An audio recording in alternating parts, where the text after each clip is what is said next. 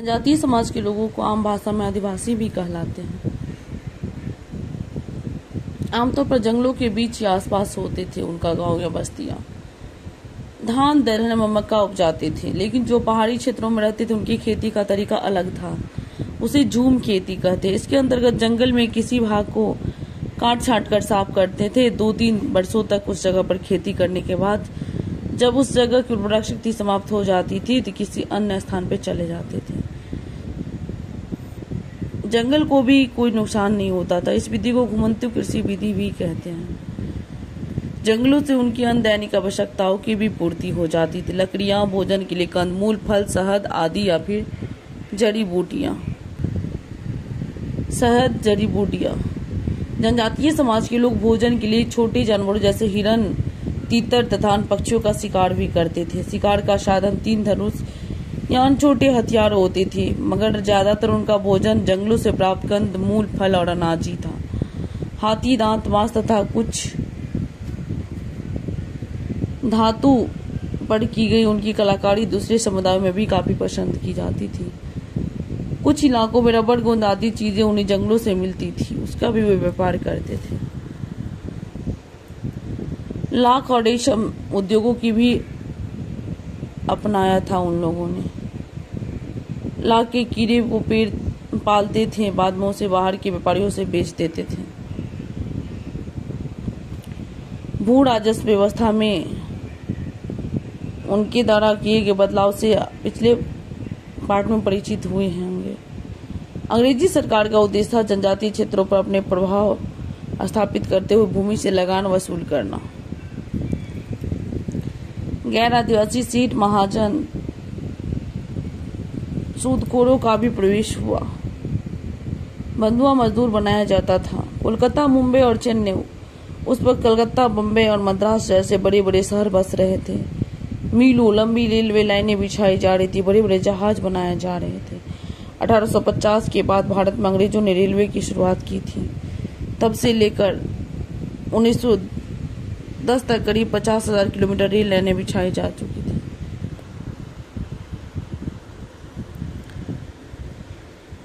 व्यापार से पैदा होता था। सरकार जंगलों को काटने का ठेका नीलामी करती थी। रेल, जहाज और मकानों की लकड़ियां कहां से आएगी? तब उन्होंने जंगलों में नए पौधे लगाने शुरू किए, मगर उन्होंने ऐसे पौधे लगाने शुरू किए जिनके बाजार में मांग थी। अंग्रेजी सरकार ने सन 1864 में वन विभाग की स्थापना की। सन 1865 में वन अधिनियम भी बनाया। वृक्षारोपण सुरक्षा के लिए पुराने जंगलों को बचाने के लिए ढेरों नियम बनाए गए। सन 1878 में अंग्रेजों ने एक कानून बनाया। इसके साथ जंगलों को 2 भागों में बांटा गया। बड़े जंगल को सरकारी जंगल, आरक्षित रिजर्व जंगल घोषित करके सरकार ने वहां अपना नियंत्रण स्थापित कर लिया। बेगारी, बिना वेतन या मजदूरी के काम कराना। बंधुआ मजदूर कर्ज चुकाने के लिए बिना वेतन के मालिकों के जमीन तक तब तक काम करते रहना जब तक कि कर्ज की रकम सूद समेत न चुक जाए। असम की चाय बागानों, हजारीबाग, धनबाद के कोयला खदानों में भी काम करने के लिए जाया करते थे। लगान बंदोबस्त एवं जंगल अधिनियम के द्वारा अंग्रेजों ने आदिवासियों के साथ व्यवहार किया।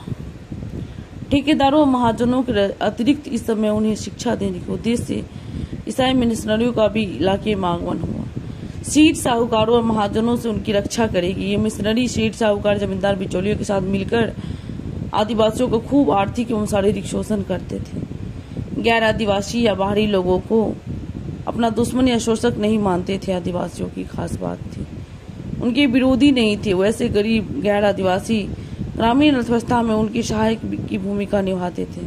उनसे उसका गहरा सामाजिक संबंध था। जनजातीय विद्रोह। 19वीं शताब्दी के आरंभ में आदिवासियों ने अंग्रेजों एवं उनके सहयोगियों की घुसपैठ में शोषण के खिलाफ लड़ाई शुरू की। भारत में सबसे बड़ी संख्या भील जनजाति की है। गुजरात, मध्य प्रदेश, आंध्र प्रदेश, राजस्थान, त्रिपुरा, कर्नाटक आदि राज्यों में गोंडवाना के गोंड लोगों ने अपनी जमीनी उत्पाद के लिए उचित मूल्य का भुगतान किया। दूसरा स्थान गोंड जाति का है। उड़ीसा में कंद जाति का विद्रोह भी जमींदारों और साहूकारों के शोषण के विरुद्ध था। बिहार के संथाल परगना एवं छोटा नागपुर प्रमंडल में धधक रही थी। सेठ साहूकार महाजन गैर आदिवासी बिचौलियों के शोषण के शिकार तो थे ही, साथ ही अंग्रेजों द्वारा उन लोगों को दिए गए प्रोत्साहन के भी खिलाफ थी। ईसाई मिशनरी की घुसपैठ में उनके विरोध का एक कारण था। कलकत्ता रिव्यू में अंग्रेजों द्वारा संथालों के शोषण पर छापा लेख। संथालों ने शफाहर आंदोलन के नेतृत्व में भागीरथी मांझी के नेतृत्व में किया था। बीपीएससी T2 में पूछा गया। बिहार में संथाल विद्रोह, मुंडा विद्रोह एवं दाना भगत आंदोलन ने आदिवासियों से जमीन छीनने का सिलसिला समाप्त कर जनजातीय समाज की संरक्षण प्रदान करने का मार्ग प्रशस्त किया। उत्तर पूर्व भारत में भी खासी, गारो और नागा जनजातियों ने अंग्रेजों के खिलाफ विद्रोह किया। ये सभी विद्रोही संगठित विद्रोह थे। वेरी इंपॉर्टेंट, बिरसा मुंडा विद्रोह। बिरसा मुंडा का जन्म 15 नवंबर 1874 ईस्वी 15 नवंबर 1874 छोटा नागपुर प्रमंडल के तमाड़ थाना अंतर्गत उली हातू गांव के निकट एक छोटे से चलकद में हुआ था। उनके पिता का नाम सुगना मुंडा एवं माता का नाम गदमी थी। बिरसा की शिक्षा दीक्षा चाईबासा के एक जर्मन मिशन स्कूल में हुई थी। शुरू में कुछ मुंडाओं के साथ मिलकर उसने ईसाई धर्म भी स्वीकार किया, लेकिन बाद में ईसाई धर्म से असंतुष्ट होकर फिर मुंडा बन गए। अंग्रेजों एवं जमींदारों के प्रति आक्रोश की भावना ने ही मुंडा विद्रोह को जन्म दिया।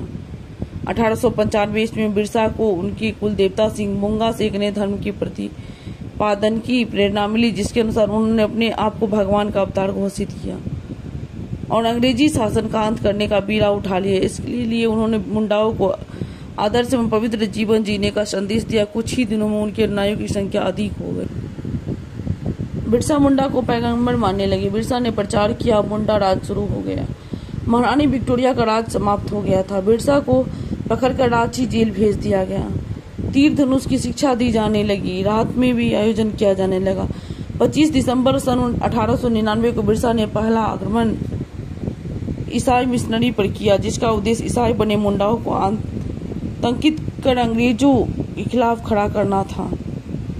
बहुत से लोग मारे गए, बहुत को बंदी बना लिया गया, लेकिन बहुत जल्द बिरसा गिरफ्तार किए गए। 2 जून सन 1900 ईस्वी को हैजा की बीमारी से बिरसा की मृत्यु रांची जेल में हो गई। बिरसा मुंडा ने स्वयं को भगवान का अवतार घोषित किया था।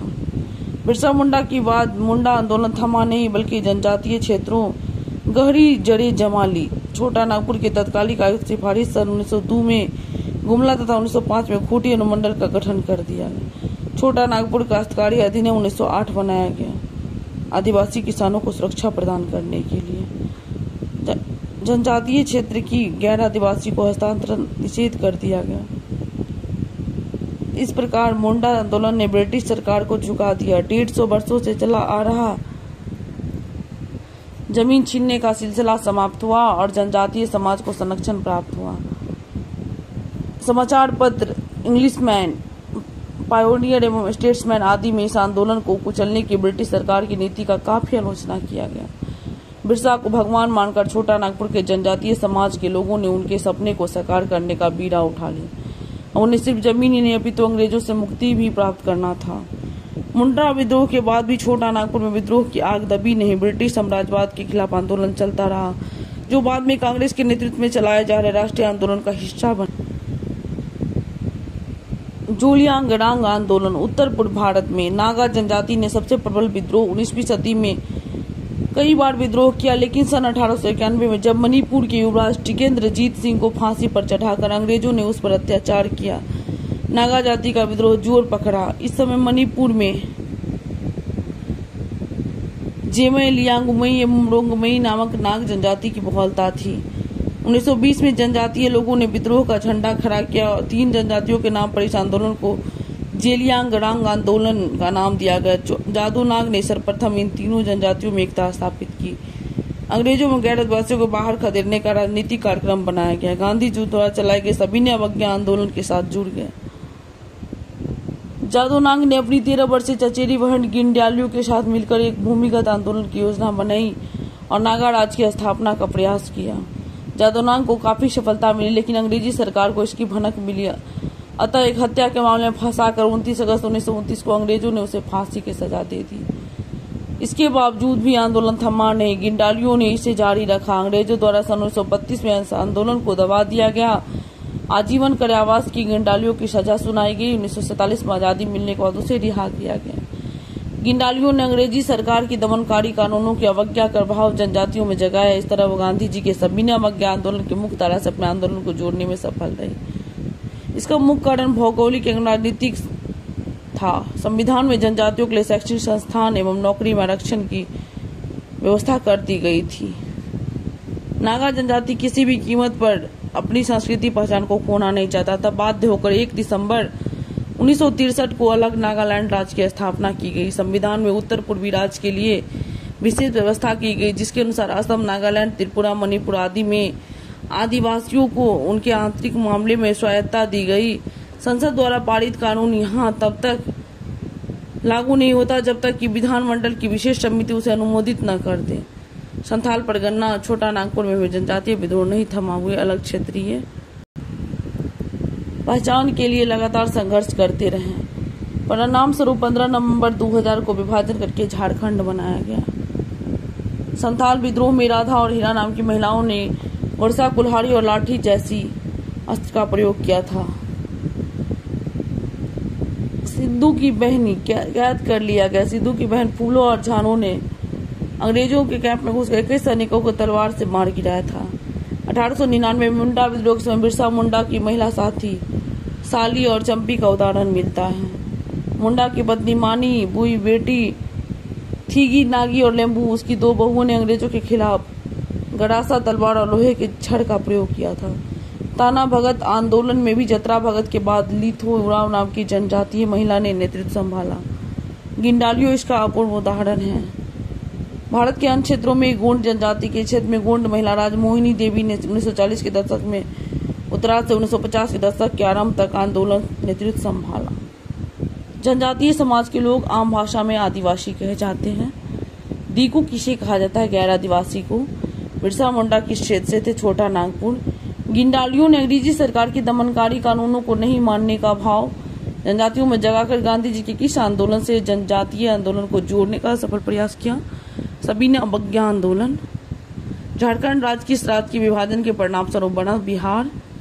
जादोनांग जेलियांगरांग आंदोलन। बिरसा मुंडा सिंगबोंगा कंज जाति उड़ीसा।